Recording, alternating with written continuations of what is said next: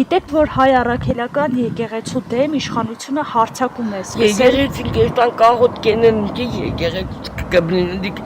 դիք ամոթ է, ամոթ բան է։ Եկեղեցին մնում եք եկեղեցին։ Շատ վատ քննադատական ունեմ, որովհետև կալանավորում նրա համար, որ ժողովրդի միակ ապորան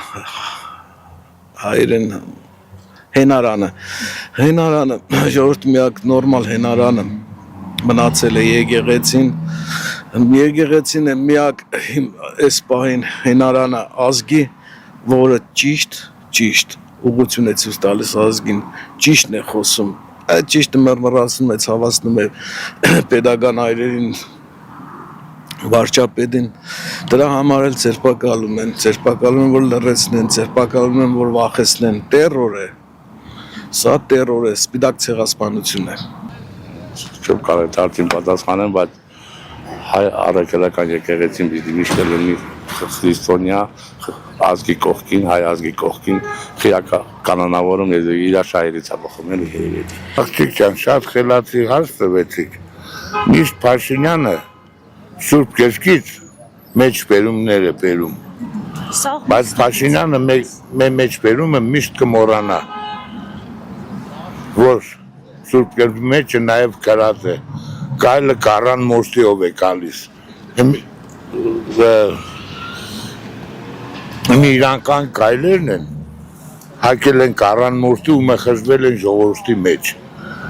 որը իրավունք չունին։ Եթե սուրբ է, ուրեմն սուրբ է, իրանք պիղծ սատանա մարդիկ են։ Ես սխալ եմ համարում աղջիկ ջան, այդ հոգևորականների կալանավորներն ու իրան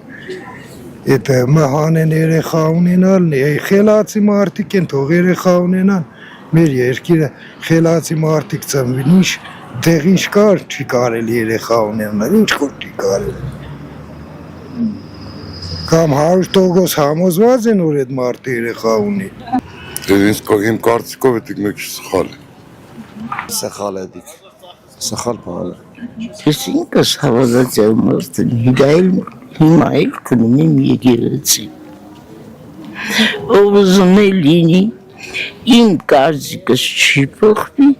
և կարծիքս հաշվի առնողը չկա, պրոստը ես իմ գործս գիտեմ, ինչ պետք է անեմ։ Հոգևորականներին բռնել են, նոր թուրքական դարձնեն,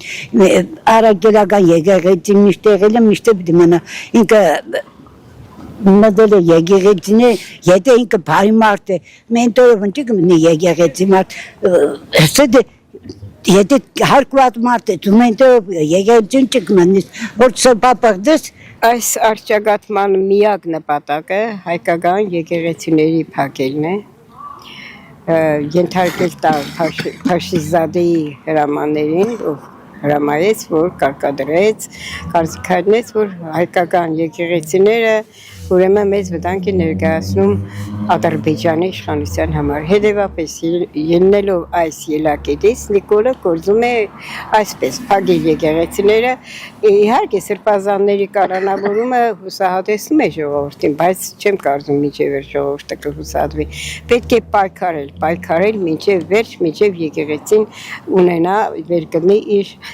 ուրեմն իրավունքները եւ առանձնանա այս վայ իշխանությունից։